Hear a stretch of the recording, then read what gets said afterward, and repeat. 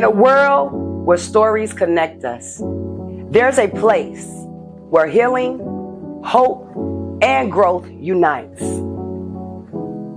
Welcome to The Truth Podcast Show, where remarkable women and men share their personal journeys, their triumphs, and their truths. I believe in the power of storytelling. It inspires, heals, and unites us. Our inspirational women and men are everyday people overcoming adversities, which shows us the strength of the human spirit, offering hope to those who need it most. But we don't just stop with personal stories. We also spotlight organizations making a real impact, offering resources and opportunities to empower the community. These organizations are our backbones to driving change and providing the support that heals. Together, we're building a stronger, more connected neighborhoods. The Truth Podcast Show is a space for healing, for inspiration, and for learning from each other. Whether it's overcoming personal struggles or finding the right resources, we're here to guide you in your journey. We believe that together we can rise above the challenges and make a difference. So join us each week on Mondays at 8 p.m. Central Time. You can find us on the Light Show Podcast Network on Facebook, YouTube, Twitter, Twitch, and LinkedIn at 8 p.m. Central Time. As we share stories that connect us all.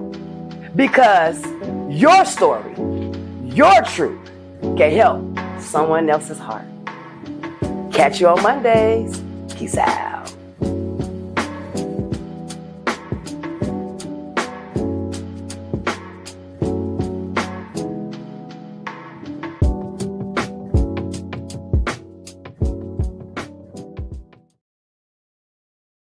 What up, world? It's your girl, Kasira Elvie, and this is The Truth Podcast Show.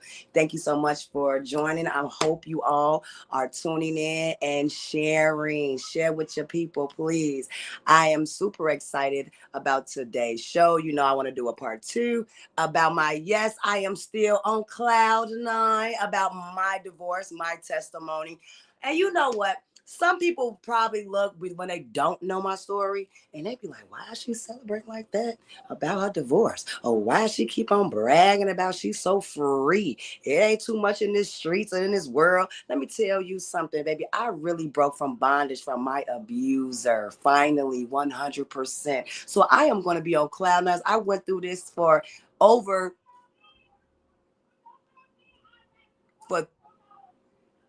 years. Thinking about that. So for 12 years, 13 years, I've been going through this, right? I've been going through a divorce for 7 years. I had lost everything, literally, even my children, and I have 4. So I'm going to talk about that a little bit at the second part of our show, probably when we come back from commercial break. But yes, that's why I brag, you all. When I keep on hearing, I am free. Praise the Lord, I'm free.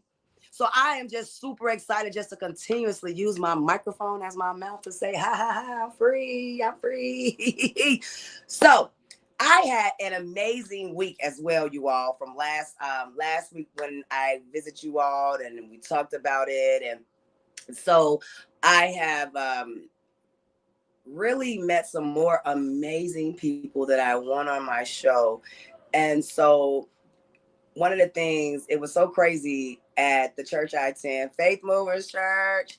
Holler out to my girls and my boys and my brothers and sisters.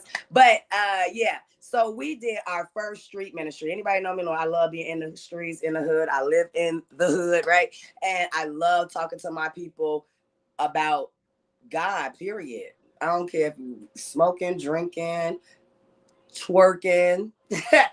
I'm gonna be in the mix and I'm gonna be chilling with you all, and I'm some way, somehow, we're gonna start talking about God. And I just love it because God always placed me in a situation with people I haven't had a connection with. They probably knew about me, heard about me a little bit, or they probably saw me and thought, this girl crazy, or she wow. And I'll be telling y'all, I am the ratchet Christian, okay? I am that ratchet one. And they're like, don't be saying that. But okay, so when I say ratchet, meaning I am just so transparent. I'm not bougie in Christ. I just, and so we went out and I was telling somebody about my divorce, and here we go again, right? My story transpired into someone else saying, girl, I went through the same thing. So this was one of my elders. She said, I went through the same thing. 40 years ago, I lost everything, I gave it all. And I was like, oh my God. You see how when you just talk and you just start to be able to relate to people, and it just brings so much joy, And so I just want to thank our church for even us going out. I just think that we should be outside, not always in the building, but outside, right? Because that's where the people are.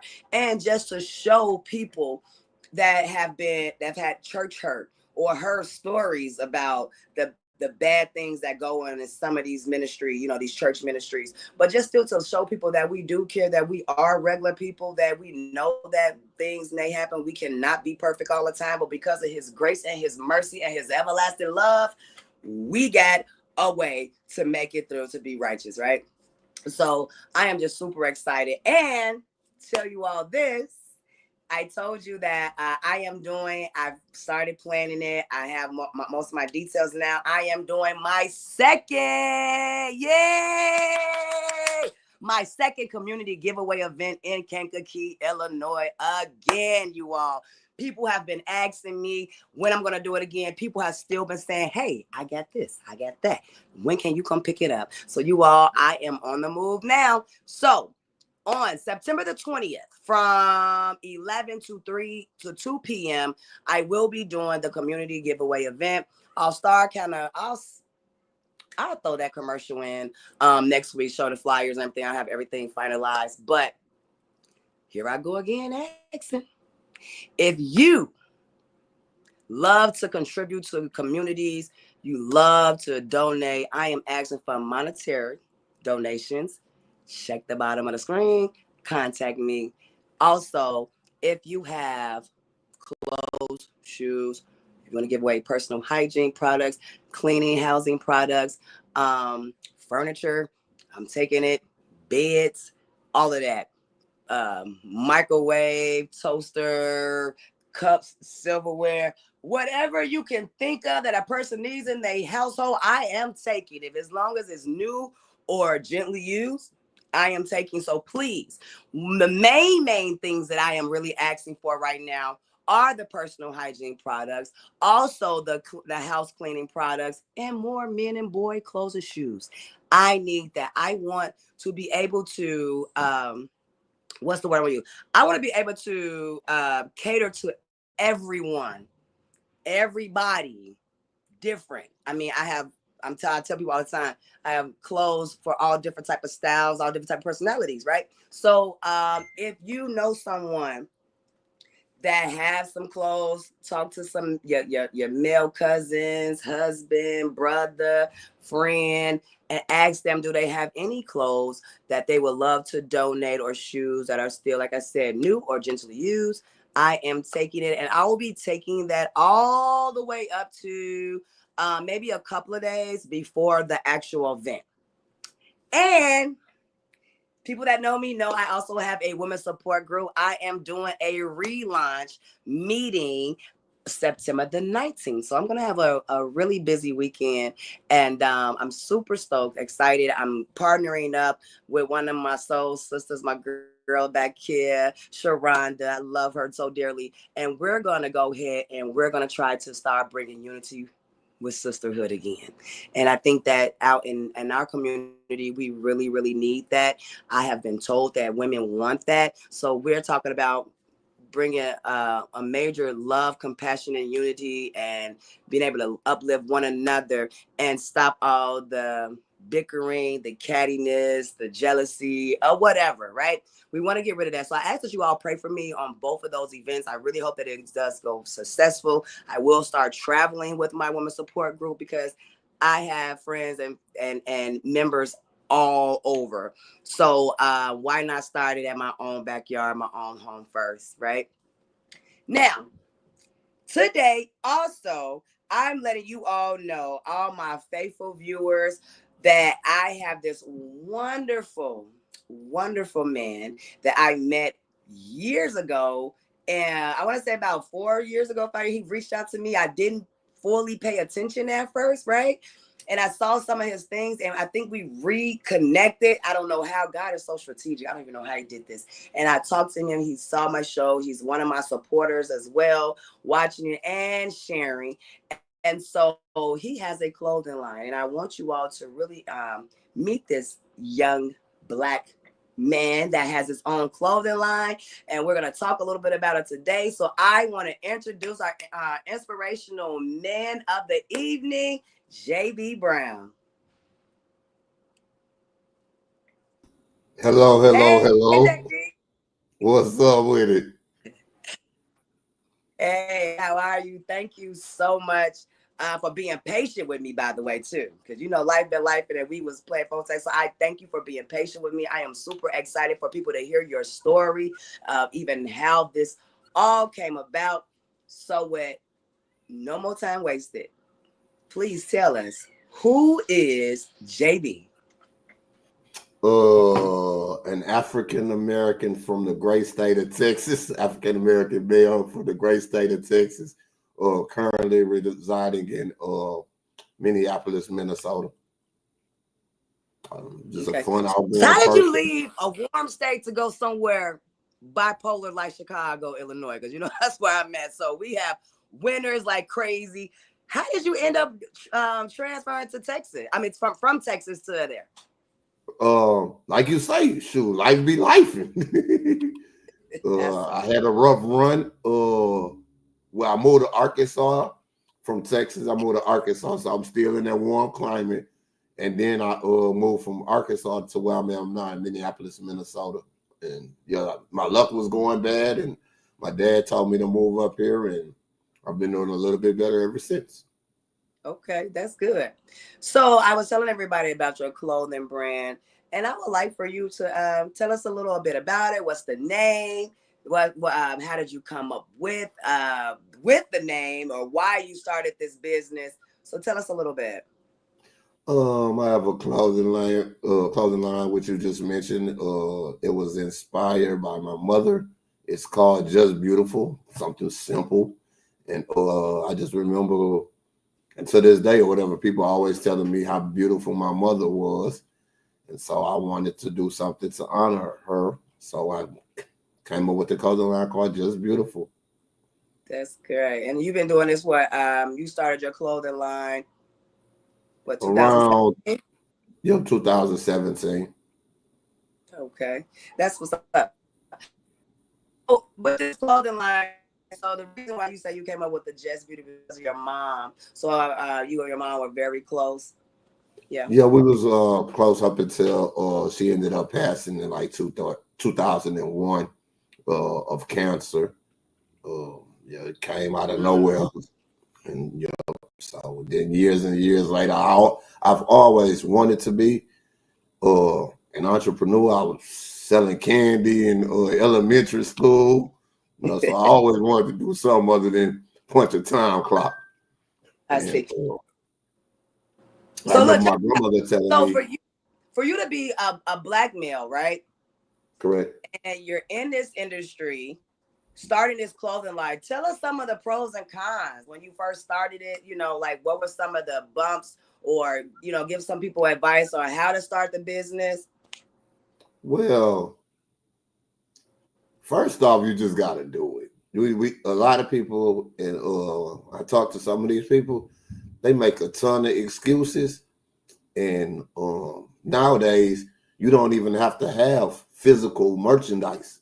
You could do mock-ups on Printify and different things, or to see if it's gonna sell and what you do before you even actually invest a whole bunch of money. And like for me, I had a friend that made the logo.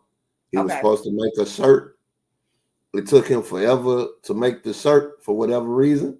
I told him to just send me the logo. I went in the mall and they had a t-shirt place in the mall. I gave them the logo, paid like $20 for the t-shirt, but that was something I could start advertising right away, and it cost $20.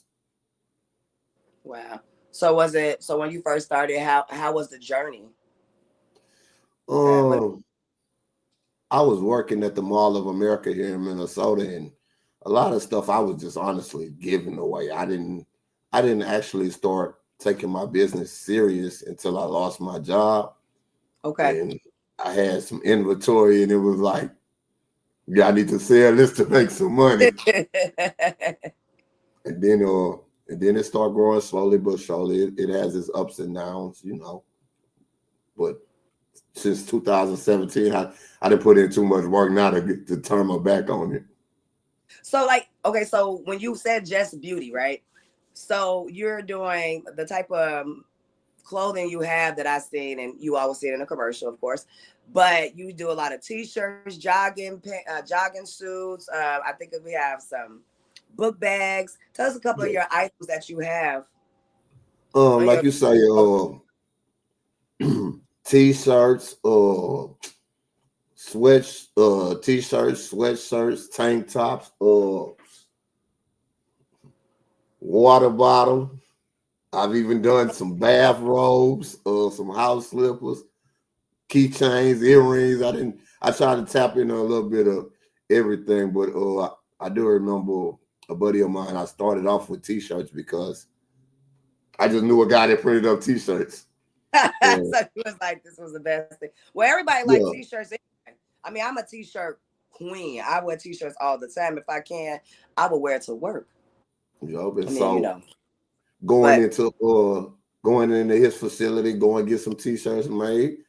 Okay. He do hoodies. He do varsity sets. He do this.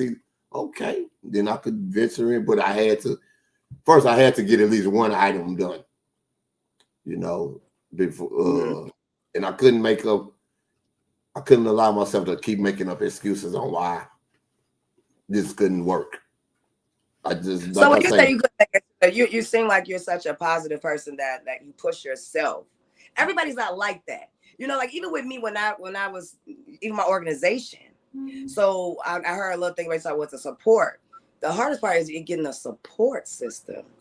So like, what are certain things that you do to try to get support? Like, do you promote heavily on social media, or if so, give somebody an idea where they should start, because you've been doing this for a couple of years now, right? And some people just want to know where to start. I say the first start is getting something, whether it's a markup or a physical item. If you want to sell clothing, to do that, and just like you say, what I did was go hard on social media for me, and that's been my group. Majority of my sales has come from my Facebook friends and family, but just keep going hard, promote. Somebody gonna like it. Yeah. Have you ever did a fashion show? I've never did my own. I've been asked. I was in like 2 or 3 people's fashion shows. So I would say because this is leaving a legacy of your mom. Is that another motivation for you? Yeah, but like you say, life be life, and sometimes you could lose motivation to keep pushing or whatever, but that's when you gotta lean into your core customers and positive people around you. I see that. So another thing I want to ask you, what makes you different? So for me to say, well, you say you sell t-shirts or you sell water bottles, like what makes you different to want a person to say, you know what, I need to invest in this brother. I want to go ahead and buy this or buy that. Well, of course, I'm always about my people or whatever, but the name itself is just beautiful. It speaks to kids with autism, eczema, skin pigmentation problems. It speaks to everybody. And then this brand, it isn't because they always say, and I have a hard time with this. What's my target audience? I was about to ask you that too. Yeah. Yeah, but I had a buddy of mine, hey man, my little girl, beautiful. You ain't got nothing for her. So then I had to, and I'm gonna focus more on that next year. But start tapping into the kids, because from your newborn baby girl to your 80-year-old grandma, you don't think your grandma beautiful? And everything in between. I mean the word, like you say, just beautiful, because that word we use very freely, and especially more, I think more so now in this generation, this time, we do show that, I'm not trying to be mean, but some people are not attractive, but we still talk about beauty. It's not even always about looks. It's about what's in the inside of you, because you can be very beautiful or very attractive on the outside, but the inside will, your inside is so ugly and make you.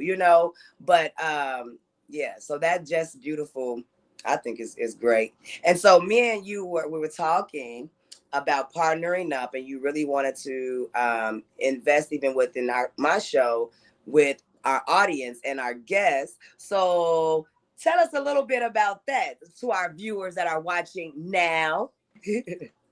Well, like I say, I always want to. I'm always want to give back. I want to help boost some people's courage. And how they view themselves. Even with kids, I want to tap in or with some teachers or whatever, and like a kid that may not have the best financial situation at home, so their clothes might be a little rough or whatever. I can get, or the child that's not doing the best but most improved this week, give them something. Just everybody likes something, and why not wear a brand that describes them? Just beautiful. And so when he's saying that, and I think that's great. I think we should have more ideas like that. Like we say, hey, is your kid graduating, or who had kid had a straight A's, or we can do something like that too. One of the things that me and JB also discussed, that we want to bless one of our audience viewers, right? So the ones that, if you can share, you do have to show the proof that you share, and we will go ahead and bless you with a just beautiful item. So what we're talking about, once we pick you, contact you, you'll just send us your information, your address, and then JB is going to go ahead and he's going to mail you a product of his. And then we also ask that you share just beautiful, and tell us a little bit how they can contact you or even visit to shop. The website is www.justbeautifulclothing.com. Facebook, Just Beautiful Clothing. YouTube, Just Beautiful Clothing LLC. TikTok, Just Beautiful _LLC. And the same goes for Instagram, Just Beautiful _LLC. Right. Now, I just want to tell you, thank you for coming on here, because JV was like, I don't know now. But you did a Yeah, great she's been job. asking me for a while. I am. So I thank you so much for even coming on. I wanted people to meet the man behind the clothing brand, and also just congratulate you for being, a male that took this opportunity to give us women something that we can wear. And I think it's still, for a person like me, I love to always be comfortable. And I remember when I was a little kid, we had FUBU, right? So that was like the first, as they say, the first African American males. They were the first to have a brand, and so it's just really good to see another man doing that. And I just wish you the best of luck. I am definitely here for you, brother, because you have been here for me. And I want to ask you, because you stayed on, is there any gems? The website. Say that again. I'm sorry, you had one out. I hit the wrong button over here. You say, is there anything what? Is there anything you would like to leave the audience? Do you want to leave them some gems, some advice? If some are thinking about, what do you have to say to the viewers? Well, if you're dreaming, it can come true. Don't procrastinate. I'm a procrastinator. And when you say Me too. procrastinate, sometimes it's kind of fear. Right. I think sometimes what gets people too, like we say, is fear. The fear Yes. of failure. But you say keep pushing, huh? Yeah. Keep pushing. Can't be scared. And nothing beats a quitter but somebody who didn't try. Oh, you ain't nothing beats a failure but a try. Yes. Well, I thank you so much, everybody. You have met JB Brown with his clothing line, Just Beautiful Clothing. And hopefully you'll be one that will be a winner and you can wear his Just Beautiful Clothing brand as well. Or maybe get a water bottle, maybe get a book bag. We don't know yet, but you'll get something. Just make sure that you share. And I thank you again, brother, for coming on. All right. We're going to take a quick commercial break and see you next time, JB.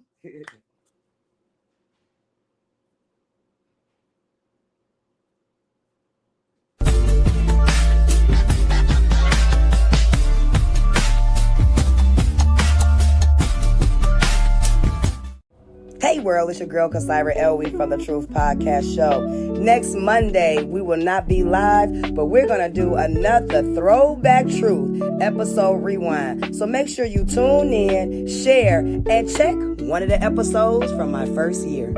Peace out.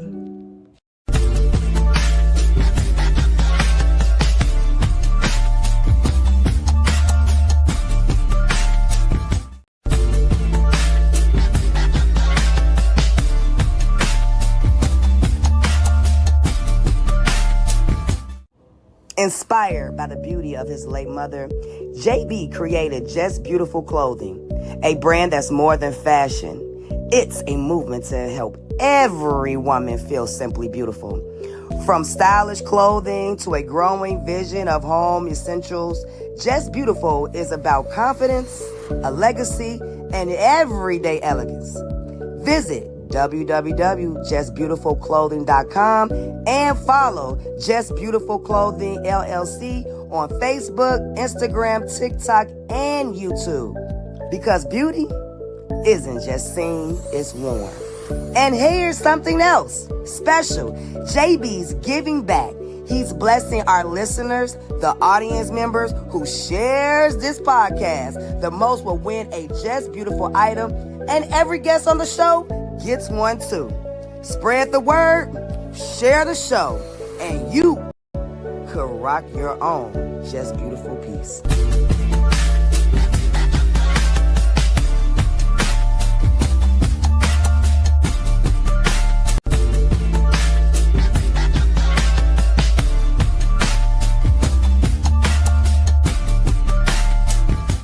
Hey world, it's your girl Kasira Elvie. Are you carrying a message the world needs to hear? At the Truth Podcast Show, we believe in divine timing and using our platform to uplift powerful stories, purpose-driven businesses, and life-changing events. We offer affordable advertising opportunities to promote your brand, organization, or special announcement to a powerful and growing audience. Whether it's a book release, ministry, or small business, let us help you share it with hearts that are ready. Call 708-250-5715 or email truthpodcastshow@gmail.com. This is more than promotion. It's purpose.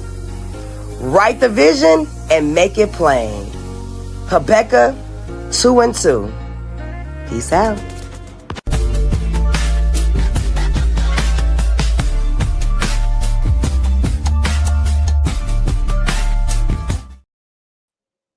Welcome back. It's your girl, Kasira Elvie, and we are at The Truth Podcast Show. So I want to give you all a little bit of part two. I wanted to talk to you all about my divorce again. I was divorced last Monday. I rounded up, but it really was like 6 years, 11 months. And within that process, I told you all that I lost everything. And one of the things that I lost was my children. And I just want to give some encouragement to people that are dealing with a custody battle, or you did lose your children and you're fighting right now to get them back within the system. I have to tell you all, some may not like what I have to say, but it is my experience. And this is something that I feel that a God is going to is pushing me into. And we're talking about DCFS and the court system.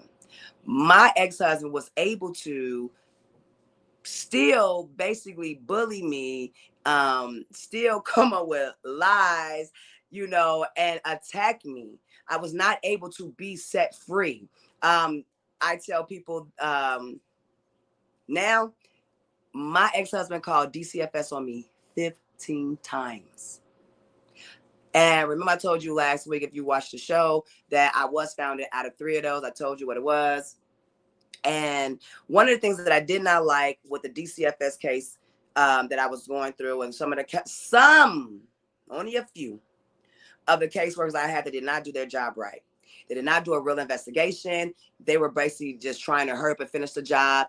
And I was blown away. No one talked to teachers. No one talked to other personal people. Just some of the main, like my children's fathers. And I didn't have any support, y'all. When they took my kids, let me tell you, that was the hardest. And to find out that they took my kids and gave my kids to the person or the people they said that were inadequate caregivers, you gave my kids to the inadequate caregiver, but you took away from me and you still placed them with people with, well, the other parents, you still placed them and they were not able to provide for them physically, emotionally, financially, and you gave them away. You all know that was like the hardest thing for me to swallow. I hear all the time, girl, if somebody said that, hey, my kids want to do this, do that, I send them to DCFS. Or I wish they back would, I hear those things, right? And now that it happened to me, because I probably said that in the past too, until it happened. That is not, if you're a real parent, when somebody takes your kids from you and you have no control, no say so, no, you don't know where they're going to, sometimes people don't know where they are going to go, right? Some can go to another family member, but you don't even know if that household is safe, right? They took that and I was going crazy, you all. I had people come to me and say, look, you know what? Keep fighting for your children. Do what you have to do and take time for yourself. And when somebody told me that, I was like, but I don't know. All I do is live for my kids. Like literally, even to this day, most of the decisions that I make in my life is for the benefit of my children. So that was really hard. But I tell you what, if you are a mother or father that was that had custody of your children, and I know you're going through a battle and you're trying to fight, that advice that someone gave me is correct. Still try to take time for yourself. I was a mother at the age of 19, well, really 20, and I was parenting that long as a single parent. I mean, I still had help with people here and there. I'm not discrediting anyone that did help me through the years, but that is stressful, right? Being a parent is not always easy. So when that happened to me, I'm like, look, all right, this happened like August 6th, you all. My birthday was a couple of days away. I'm like, what am I going to do? I moped, I cried, I prayed, and I'm asking God, why? What can I do? I've never been in a system before. I'm trying to understand the DCFS law, what their policies are. Who can I talk to try to show them that this not happened? And I'm finding out things, And so I was like, okay, gotta take a breather. And we was going through COVID still then. I think at this time we had just started opening up, stores start opening back up. We were able to leave. There wasn't really no restrictions of traveling and anything like that. And you know what I was able to do? I said, you know what? I'm about to go take me a trip. I think I need to do that. I had just got out of an abusive marriage, right? I'm already mourning the fact that I lost my children and I don't know what to do and I need God to just guide me. I went out and I didn't go party. I started saying, you know what? Let me go travel and let me go just visit some people. I started visiting. The first place I went, I visited my aunt that was also a survivor, and I went with her and I talked to her, and I was able to breathe and woosah and just, it was almost like therapeutic for me. It was healing and talking to someone that understood what I was kind of going through on the divorce side, right? And then I just started traveling, visiting, just doing travel. I've traveled. I traveled to go see family, and I was just trying to do whatever I could to stay sane and to not lose it, because with all of that, I had to learn how to pick my battles. For me, you all, if you know people that know me, that's watching, that know me, I was a person that I didn't take no mess. So once I was put in that predicament where DCFS took my children, saying that I was an abuser, I couldn't rah-rah anymore. I couldn't hoop and holler. I couldn't always be so aggressive.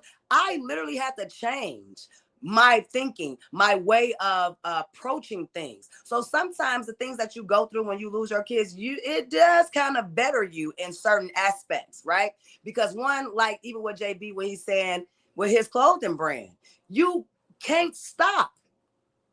I had a couple of friends, a very close friend, she was going through the same thing.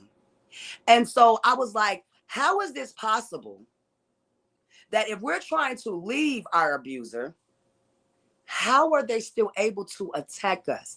Where is it that we actually can have real advocates that can help us, even in a court system, right? We have legal aid. And one of the things that was really messed up for me with my legal aid, I live in Kankakee County and my case was in Cook County. So when they say call, you need to go ahead and call the legal agent with Cook County. Call there. Hey, what's your address? Tell them my address. Oh, well, we can't take your case. Even though it's in Cook County, you need to reach out to Kankakee County. That was a frustration. But one of the things I want to tell you, if you continuously believe in God, every time a door is closed in your face does not mean it is over. It does not mean you have lost. All that means was that was not the door God gave you. He is still working in the midst for you, for your good. Everything that was bad is not meant. Everything that's Satan calls for evil, God will turn it in for good. And I'm telling you, I just continuously kept fighting. I was on emailing a supervisor, emailing a caseworker, right? They're telling me to go do this and that. And do you all know that I never lost. I did what DCFS did, they closed the case, they walked away, and then it was like, let the courts handle it. This is a family matter. Now, what they did was, one of the caseworkers, the first caseworker, she told my two children's father to go to the courthouse and get emergency temporary custody. Right? So now here's little old me. They done went, did that. Now I'm going in front of a judge. I'm trying to sell my case. They don't want to hear it because I was founded on, well, at that time, through the process, I was founded on like two of them, right? So I'm sitting here fighting these cases. With one, it was in that character, and then two, I was disciplining my child because he was disrespectful and trying to fight his parent. So you're sitting here like, how is this? And I remember I had two judges, right? I had my divorce judge that dealt with my youngest two children that was with the marriage. And then I had my two older children that was with my previous relationship when I was younger. And so that judge with my older kids, he did not like me, you all. When I told him, because I thought I'm honest Abe. So I thought me telling the truth, telling him what I was dealing with, where he would hear me out, have compassion. I said, look, this is what happened, da, da, da, da. And he was like, you put your hands on your kids.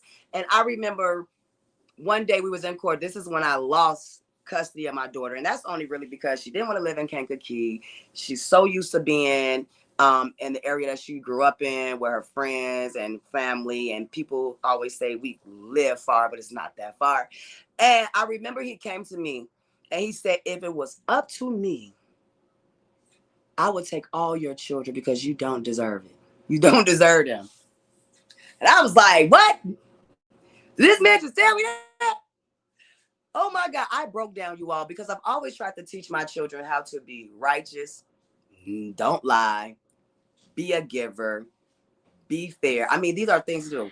Go to school, do your grades, get good grades. You know, these were things that I was teaching my kids morally, right? We still had God in atmosphere, even though we was in this toxic situationship, well, marriage and things at that household. We still did have God in a mix. Yes, you all. I was an Israelite for a little while, and one day we will definitely get on that. That's another thing that I would love to venture off into, talking about being in that Black Israelite cult, you know, because that still brought a lot of bondage too, change, you know, trying to be this perfect image of what the Israelites thought we were supposed to be biblically, right? But I'm telling you all, I kept fighting.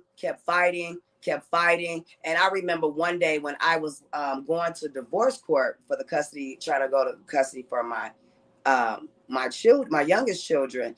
I remember it was one day and I was so messed up, and I was like, you know what, God, I just give up, God. I don't know. Nothing is working. You know, I try to ask all of these different people for help, you know, where I'm being led to, being led by advice from other people. And when I tell y'all, I walked in that court, no, it was Zoom. I was in that courtroom, you all. And I don't know if anybody else ever felt like that, when you just finally just give up. You just finally like, I just can't fight no more, God. I can't do it. I'm tired. Baby, that judge looked at me and said, you can come pick up your kids. I'll give you custody back. I said, so I'm telling you all, stop looking at what it looks like at the moment, because you're not always losing. That's why I tell people, that's another testimony to tell you that God was my defender. He was my defender. Got my kids back. I done had the youngest two back, and that was, I want to say, was that maybe 4 years ago now. We life be life and time be flying now, but I think it was about 4 years ago. And so I was still fighting. Even though I had him in my care, I was still fighting. And what it made me do was I was so nervous that anything I did or tried to discipline, I was so scared because I did not want to lose my children, right? Even in the world, I was still choosing my battles. Normally, like I told y'all, sometimes a person will push you, you want to snap on them.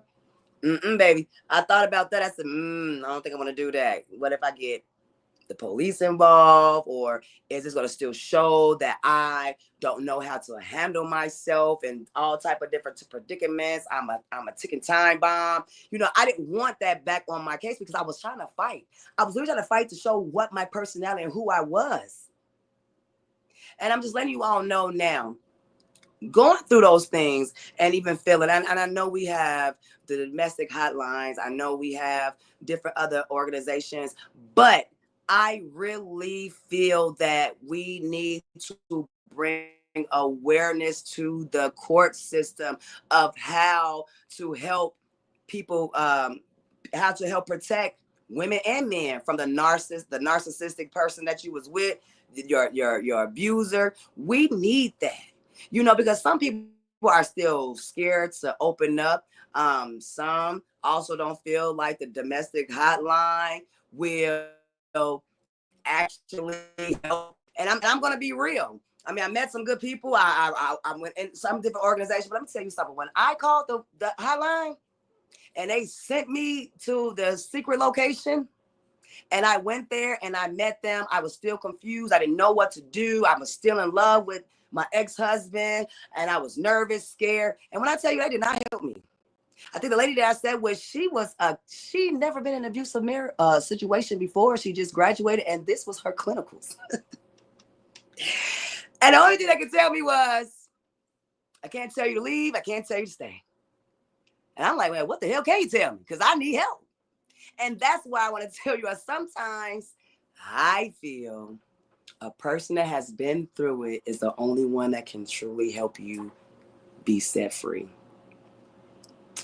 Not always, and this is my personal opinion, not always everybody is not everybody is equipped to handle certain situations. You know, every abuse is the same, but it's not the same, right?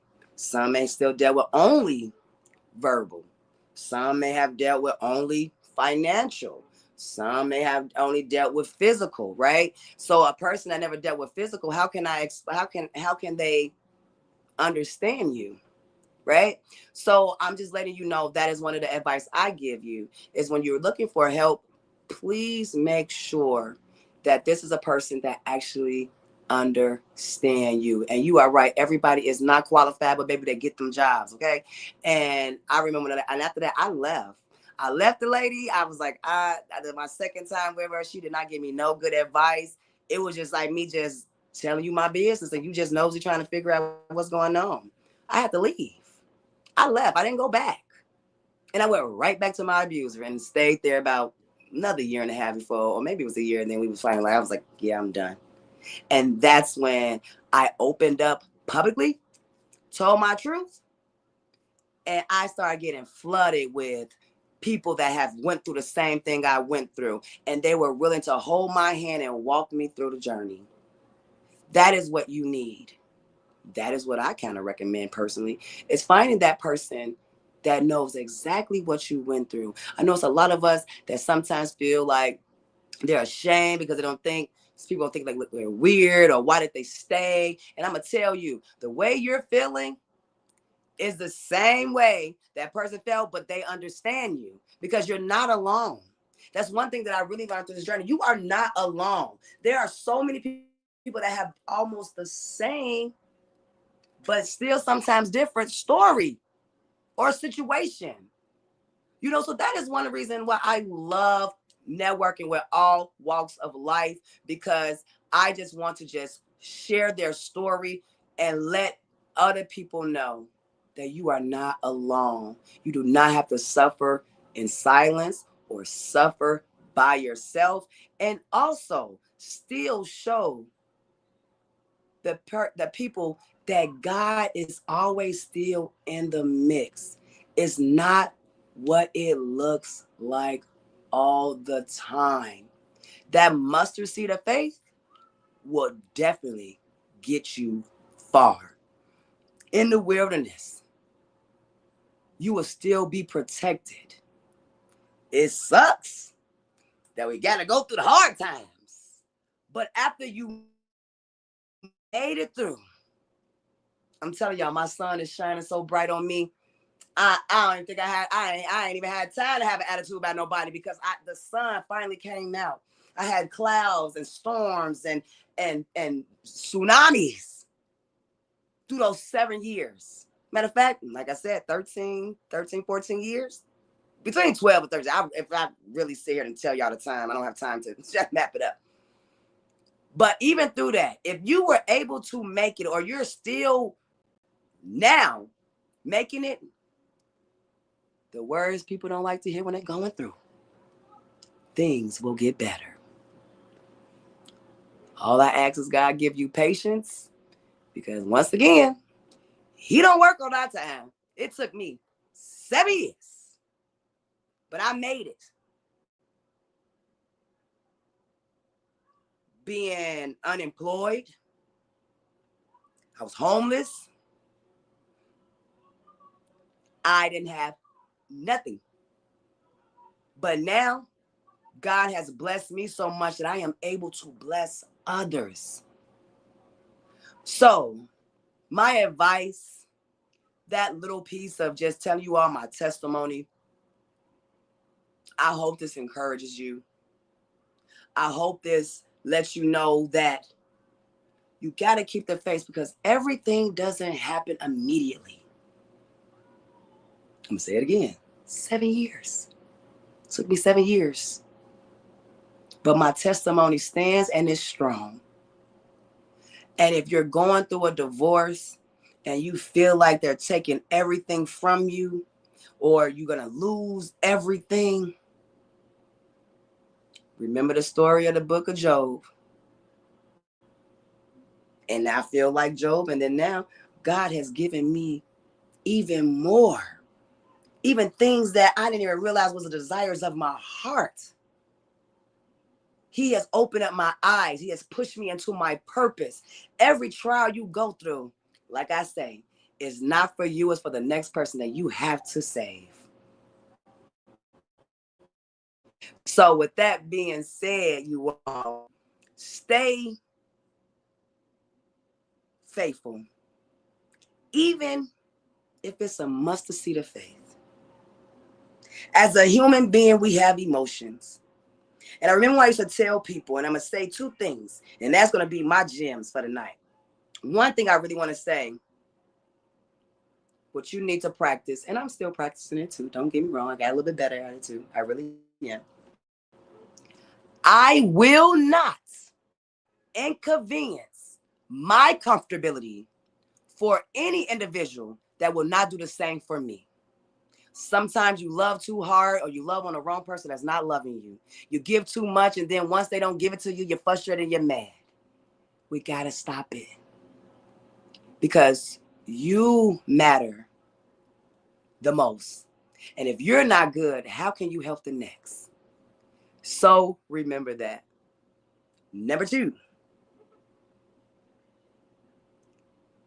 it's not what it looks like. Keep pushing. And when you feel weak, ask him for the strength. Because he said, when you are weak, I am your strength. He also said, I am always close to the brokenhearted and the contrite spirit. I hope this helped you out. We're going to have a throwback Thursday. Throwback. I'm so used to saying throwback Thursday. We're going to have a throwback Monday show. I am going all the way back to one of my first shows, my first year here. And you all, when I look back at it sometimes, I'll be like, ooh, wow. I really done came a long ways. But we're going to talk. We're going to have that Monday, and then I'll be back on the show live. I don't have my dates with me, so I believe that was the 8th that's coming up. But we'll be back live again on the 15th. And so I just want you all to stay. I want you all to please stay encouraged, be encouraged. And I pray that I will see you all on the 15th live.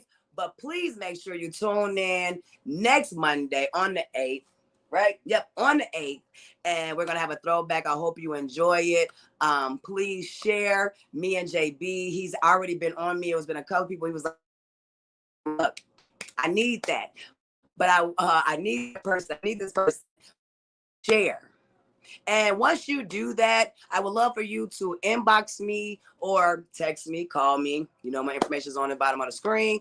And let us know so we can bless you with just beautiful items. All right. I'm your girl, Kasira Elvie. This is the podcast show. I love you all. I will see you. Please share. Catch you later. Peace out. Hey family, it's your girl Kasira Elvie from the Truth Podcast Show. If life feels too heavy right now, please hear me. You are not alone, and God has not forgotten you. For mental health support, here's a number that you can reach out to 24/7 anytime. If you're facing abuse, reach out to the National Domestic Violence Hotline at 800-799-7233. You don't have to suffer in silence. If you're struggling with self-harm or dark thoughts, you can text HOME to 741-741. Someone will answer and listen. And if you need a reminder of God's promise, Psalms 34:18, the Lord is close to the brokenhearted and save those who are crushed in spirit. Remember, you are loved. You are seen. Keep going. Keep fighting. And know that I am here to help you.